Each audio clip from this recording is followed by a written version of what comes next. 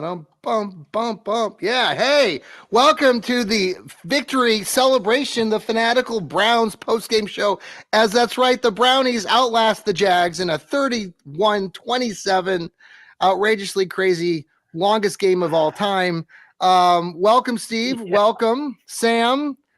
I'm your host, John, and we are enjoying this moment like you are, Browns fans, and thanks for tuning into the Fanatical Elves. We are live, and we will be giving away our big giveaway, which is a cool Brown of the Elf stocking cap. Thank you for following our show. We've gained a bazillion followers today on the X, so thank you. Follow us on all these places, Apple, Spotify. Tell everybody about our Fanatical Elves network, and just type in Cleveland Browns and our show, the Fanatical Elves, pop up. Guys, what do you think? Woo! Go Browns. That was a game. 7 turnovers. Long game. Seven? Yeah, 7 turnovers total. I got to admit, and I know you Browns fans who are watching right now, and you know that I'm a diehard and I have season tickets, and usually I'm there. We had, like many of you, our families, and a lot of different things going on today. So I missed a good chunk of the game. Did get to see the first when the Browns went up 14-0. And then from that point, everything was happening. I was trying to follow the game on my phone, was texting you guys, trying to listen to radio shows. I hopped in the car at one point, listened to Jim Donovan have an incredible moment when David Bell, of all places, of all people, of all places, catches this heroic 4th-and-1 pass. My wife is driving with me in the car, and she says, "Who did they say?" I said, "David Bell." Who's David Bell? I said, "That's David Bell." I know. So nice for the kid to come through like that, and everything worked out. Obviously, there's a video of showing Stefanski along the sideline. All of the Stefanski lovers and supporters of Stefanski are yelling and trying to bash everybody who wants Stefanski fired. And I hope the bickering will settle down. It's just, just celebrate the fact that the Brownies won today, and they did it in a great team effort. They're now 8 wins, 5 losses over a very good Jacksonville Jaguars team. The game lasted forever. It went till 4:45 or 4:50 because Joe Flacco threw the ball 45 times and Trevor Lawrence threw the ball 50 times. We can talk about play calling, but it really was a great game. And so I wanted your takes because you guys are all watched it. And Steve, let's start with you down there in Tennessee. How are you doing tonight? Man, that was a long game. Flacco looked pretty good. Now that he is going to be the starter. Yes, and that was announced. That was announced after the game. Interesting timing, right? Interesting timing, I think, as a coach. You get all hyped up. I know I'm a coach, and, big moments, it's kind of like you have the adrenaline running. Yep. Yeah. I like it. Running game, not going to happen against the Jaguars. They're 5th against the run. Passing game looked good.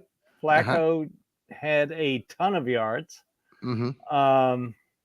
Lot of turnovers. Loved the interception by the Browns.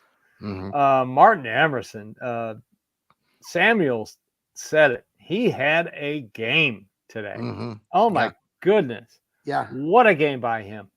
I just got to say, my wife called every interception by really Sunshine before he threw it. She would go, she said, every interception. She really? Goes, oh, he's going to throw a pick. Really? And boom, before even they hiked the ball. Boom. That's fantastic. I know it. She nailed every one of them. Defense looked good, even though they gave up 27 points. I feel good about this team right now. They had some help today, although the Rams didn't help. But Jets beat Houston, very important. Cincinnati beat Indy, also very important. Yeah. So, Ravens I feel good. almost lost.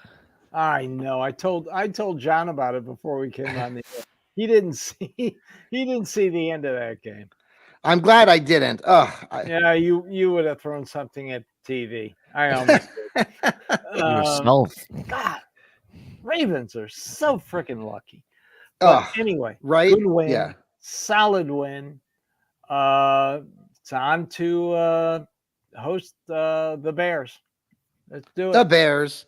Now we The all have Bears. this image. We all have this image in our mind. I do, at least, of the Bears. Last time we played the Bears was, I think, 2 years ago, where Justin Fields was a rookie, and I think Myles Garrett had like 6 sacks on the kid. It was 4.5. I mean, I'm exaggerating, but he dominated. So I'm anxious to see how that plays out. But again, the Bears, they're coming here to Cleveland, which is a good thing. But the Bears just beat the hot and Detroit Lions. Now, was that game in Chicago or was that game in Detroit? In Chicago. It was where? Chicago. It was in Chicago. Okay. Yeah. So the Lions are one of those teams again where you see them and they look almost super incredible, and then they fall back. And so Bears are going to roll in here with a win over the Lions. So it's not a gimme. And I hope the Browns euphoria from this game don't. What I do like, though, is what Steve, you mentioned, that I like the idea that Kevin didn't make that announcement, because I think many of us coming into this game have already sort of said, well, if you just look at it from an outsider's, if you had no knowledge of anything and just looked at who you were starting, DTR, a 5th round draft pick from UCLA, granted he's young and everything, or Joe Flacco, a Super Bowl winner, an MVP, 38-year-old guy, who's looked nothing but great in these first 2 games. So, well, at least good. Look good. So at least good. that announcement's been made, and we now know going into victory Monday tomorrow that we have Joe Flacco as the starter against the Bears. Sam, how you doing down there? I'm glad you're still wearing your Browns gear. Yeah. It was a good game. It was nice to see the defense do good. And I don't blame them for that 27 points. It was the Browns offense turning the ball over 3 times. Because was it short yardage situations, just to get my bearings? Okay. Right. I knew one of them was, because I saw one of them early I was back here when Flacco threw that, when he got sacked and he fumbled the ball. I made a comment on social media about how when you're throwing the ball 30 times and only had run it 10 times, eventually it's going to bite you in the ass. I didn't exactly, in that moment it did bite the guys in the ass. Unfortunately, the Browns were able to work through that. But you are playing a little bit with fire, and today was again, but like Sam, you said too, it's like both Flacco and Lawrence threw the ball 95 times between the two of them today. 95 times. And both teams had 74 offensive plays. Both teams had 74 offensive plays.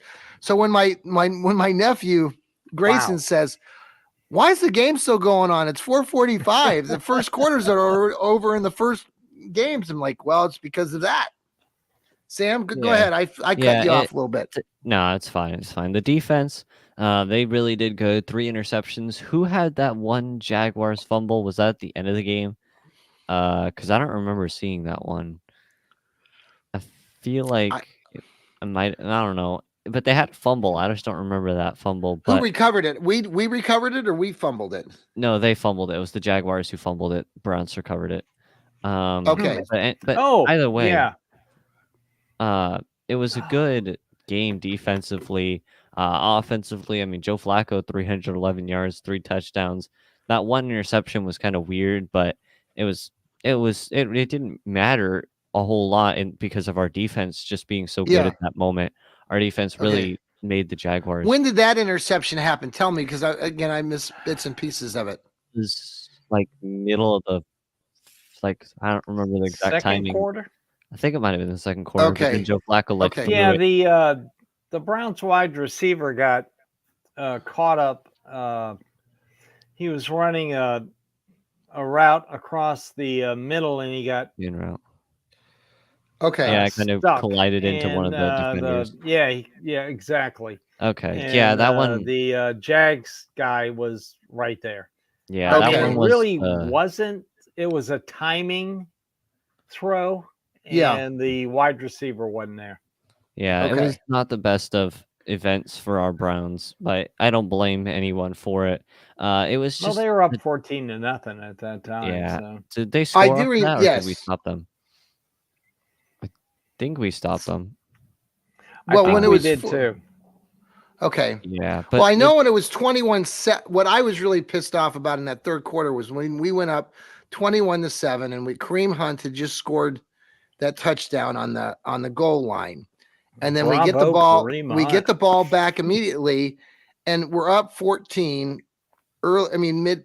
It was about the 8 or 9 minute mark of the third quarter, and Kevin decides to go to the pass on first down. It was incomplete. Second down, he has him drop back again, and that's when he gets sacked. That's when the Jaguars turned that around into a touchdown. So then they were only down 21-14. I thought that was a real critical moment at the time, but they worked through it. So that was a big touchdown by David Bell. Huge. that was a fun. Tell that me was about fun. that moment with David. Nice Like, play call. well, that's what I wanted to ask you. Like, in that drive, they had a few. I was listening to it on the radio, and they were moving the ball, and then it sounded like though when they tried to run the ball, Jerome Ford was playing like garbage again and was going vertical or was going sideways again and was losing yardage, and so pick his spots. yeah, and so it was like a 3rd and 6, and then 3rd and 8 or something. They got it to 4th and 3 was the play call, right? And they were at the 40, 42-yard line when Flacco made that play, and he was getting pressure too. I saw the highlight. Yeah, he was. And that's I think it was when the you see- 41-yard line. Yeah. Yeah. So I mean, they could have kicked the field goal. I was thinking, while I was listening, too not far. really. Yeah. Yeah. Okay. That was a I good think play Dustin call. Hopkins. I think it was would have been a screaming close at. one. Yeah. I think it would have been a close field goal. I think Dustin Hopkins, it would have been probably like a 50-50. I don't know what the wind direction or speed was at that moment, but so tell me, what do you know? So Steve, I know you've been doing some research on this on the side. Like, where are we at with the playoff picture right now? Because I saw something coming into this game that we'd be like an 80%. Like, if we got this game, we have an 80% shot at making the playoffs. 84%. So do you consider us being the driver's seat? We are right now. The Browns are right now anchored at the 5th playoff spot. Okay. You're going to have your top 4 are going to be divisional winners. Yeah. Unfortunately, Baltimore won today. Damn it. Damn you, Rams. What's wrong with you? But yeah, right now we're the number 1 wild card because Indy lost, Houston lost. That's big. Yes. That is huge. Because Browns go down there in 2 weeks. Yes. I'd love to have them lose a few more. Need the Chargers to beat Denver this weekend. That would be nice. But well, right Chargers are down. They just scored a touchdown. They're down 17-7. And I'm watching this crazy game between what is going on here? We're sorry, I need to interrupt you. So Buffalo's playing Kansas City. Buffalo just scored. They got a huge play, and the kid fumbled the ball going out of bounds, and there was a big scrum for the ball, but they got it back. So Buffalo's still driving, and it's 17-17. The Chargers just scored a touchdown. They're only down 17-7 to Denver. All right. So need the Chargers to win and need Kansas City to put Buffalo out of their misery. That would be nice. Right now, they are the number 1 wild card team. Yeah, they are. They're the number Jaguars 1 again if the playoffs started right now. Really? Yeah, because the Jags are 4 right now. Well, that game would be in Jacksonville. Yes, that would be a Jacksonville game. Yep. I just want to stay away from Baltimore. As long as we can stay away from having to play Baltimore, what would the scenarios be where we would have to play Baltimore? in the first round of the playoffs? Any scenario there that you could think of? Browns would have to lose a couple games and be like the 6th or 7th seed, I Uh-huh. believe. But right now, just stay where you are. Number Yeah. one wild card, and you can avoid Baltimore. You can avoid who else, Sam? Who would we? If we are the number one wild card, Yeah. I think we'd avoid the Chiefs. I think if we win, we don't have That's to it. play the Chiefs. Exactly. All right. So There you go. So tell me that again. If the Chiefs lose, If the Chiefs lose, I think the Jaguars move up to the 4 seed, or I mean the 3 Okay. seed. okay. Oh, I'd have to look at Miami's their going to be individual. the number one seed. They're playing the Titans on Monday night, and Okay. they're going to kill them. Titans won't win another game this year. I hate to tell them I that, can't believe but the they Titans were won't. like the number 1 seed a few years ago. That's something that I know. still shocks Oh, me. by the way, Yeah. rest in peace, Frank Wycheck, the guy who threw the Music City Miracle. He passed away today. I 52 heard years that. old. I heard he fell. Is that what you Well, heard? he was on a local radio station here, Uh-huh. Yeah. and he had to give it up because he couldn't keep things in his mind, His mind, right? sure. And he had to quit. Okay.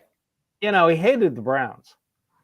Right. He absolutely hated the Browns. Really? Yeah. But he would, while he was on the radio, he would give a completely unbiased opinion about the Titans, which I respect.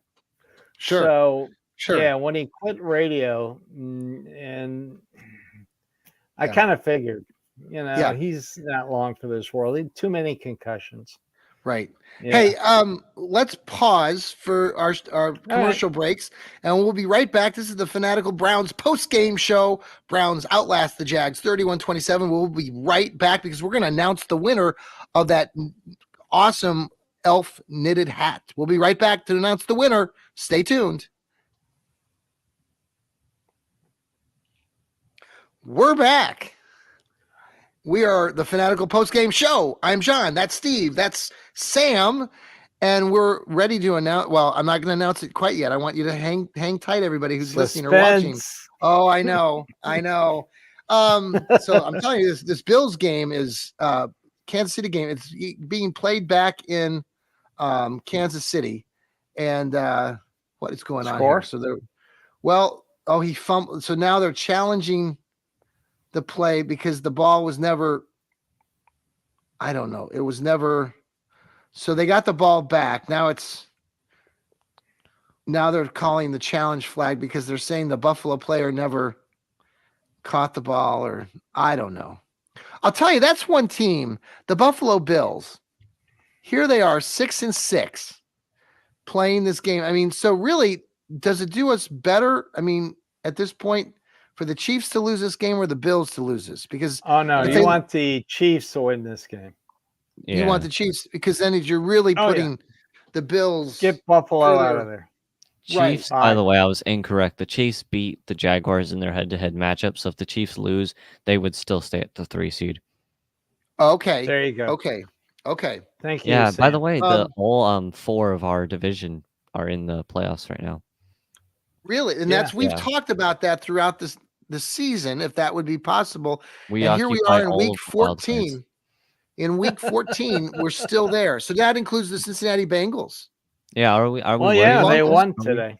Are they starting to maybe come back, or are we still? Are the Bengals? What are they? 8-6 now? Or are they 7-5? 7-6. 7-6. 7-6. I guess. Man, we're not worried about them though, are we? Yeah, forget about them. Okay, just making sure because they technically are still in the playoffs, and you have to be worried about that. But nah. Yes. I think their quarterback just had a decent game. So. Yeah, and it looked like it was a back and forth game, and then Cincinnati kind of took control later in that game. Pittsburgh, they have to play Pittsburgh twice. That's the other thing about. I think someone told me that they haven't. Is that right? That they haven't played each other? No, they played the Colts. They played the Colts, but I don't know if this. No, they've already played Pittsburgh once. They Yeah, I'm have. pretty sure. Okay. I'm not Yeah. worried about them. All They're right. So not- what do we? Yeah. What do you think we have to? I mean, what are the keys the rest of this season? And by the way, we're going to announce the winner here in just a moment. What do you see? Let's just talk about this week ahead with the Chicago Bears. We've got them by the Jacksonville Jaguars, which is a big win. I didn't think that they had it in them. And after 2 weeks of floundering out west, I'm glad you did.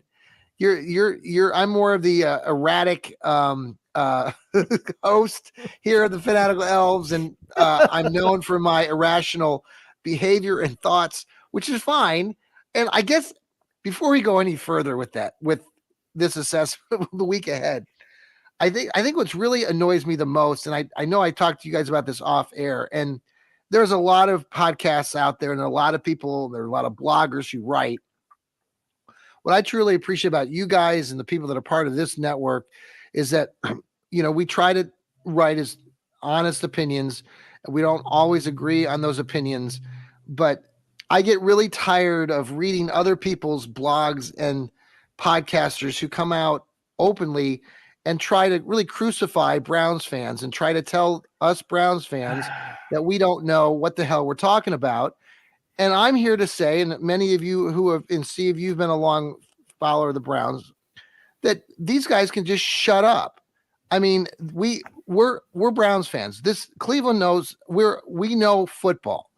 And for you people out there who continually belittle Browns fans who want to say, well, you're the ones who want to get rid of Kevin Stefanski and all this other crap. And, oh, well, so you have to pass the ball more than run the ball. Listen, just shut up. Just shut up. I mean, you guys don't know. Oh, wow. I'm just, it's just very annoying because, you see it and you and I and all of us can ignore that a lot of times. And we do. It's just unfortunate because I think, Browns fans, anybody who's been a lifelong fan, and Sam, you're a rather younger fan.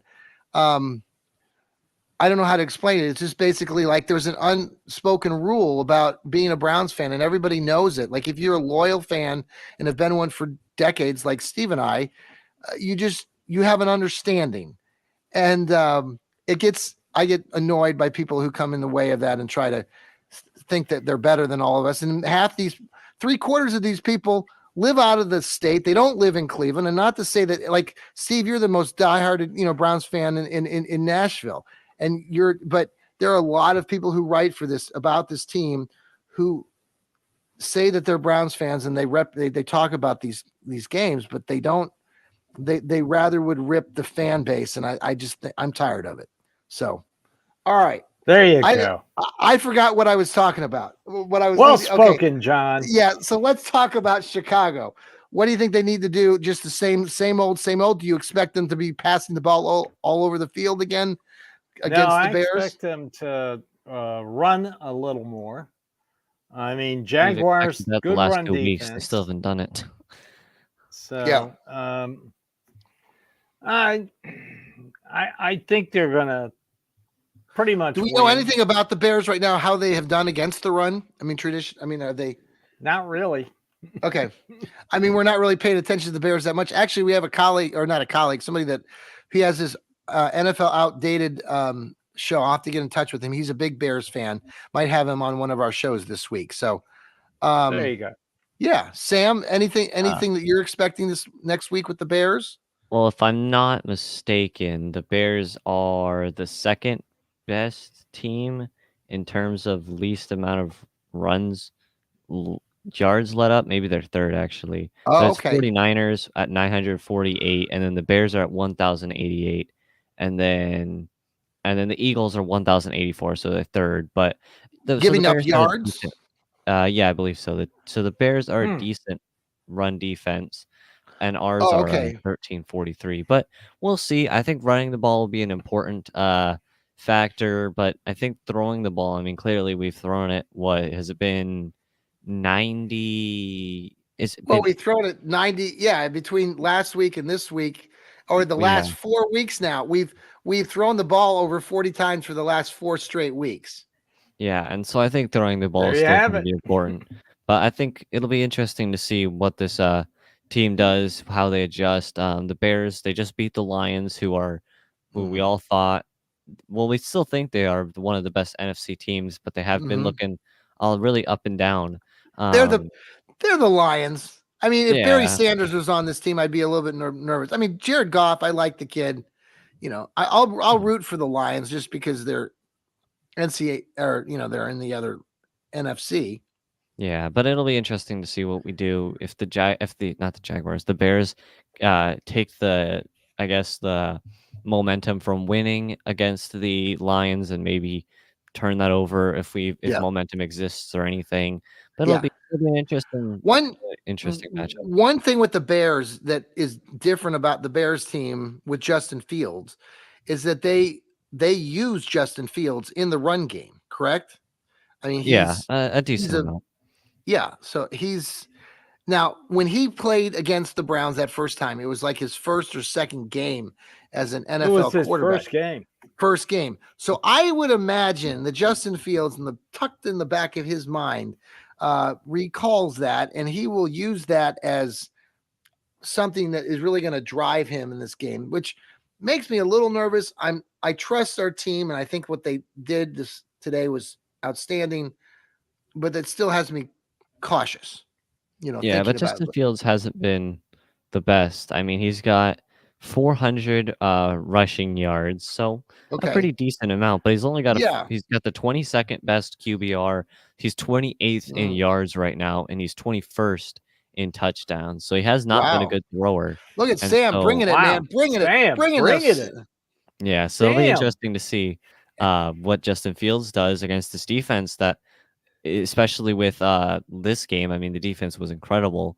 I don't Right. blame Yeah, they them for the were. 27 points. That was the offense's fault, turning the ball over 3 times. Yep. But it'll be interesting to see how this defense matches up against Justin Fields and that Bears offense. Well, thanks, guys, for being here. Oh, wait, we got to give out a winner. Now let's just end it. I'm kidding. Winner, chicken dinner. So the winner, and again, thank you, everybody who keeps following us. Repost this, follow us. The winner of the knit Brownie the Elf hat is, drum roll, please, Boshi Balls. Boshi Balls. Boshi Balls 24. You mean Bocce bocce ball? Boshi Balls. I can't even pronounce it right. Boshi Balls. I was going to say that, and I screwed it up. Come on. Boshi Balls, Italian. You're the winner. Boshi Balls, you're the winner, man. Life's a wave. Catch it. He's a dad, loyal Browns fan forever. Oh. Laguna Beach, California. Dogs welcome. Nice. People tolerated. Ohio to California. Congratulations. You are the winner, and we will be in touch to mail that awesome looking hat to you out there in Laguna Beach, California. Thanks for following us here on the Fanatical Elves. Bochi Ball. Thanks again, Bravo. everybody. Go Browns. The Browns outlast the Jacksonville Jaguars and get a very big, important win. We will be bringing Monday Victory Monday shows by Steve tomorrow on his Dog Pound South podcast. So tune in for that. We'll have Sam bringing you not one, but 2 shows later this week on Browns breakdowns. Middle of the week, I'll be bringing you my Johnny Cleveland show, the Victory Monday show, and a whole bunch of other shows scattered around. So everybody take care. Go Brownies. Woof, woof, Go woof. Browns. Still on the call.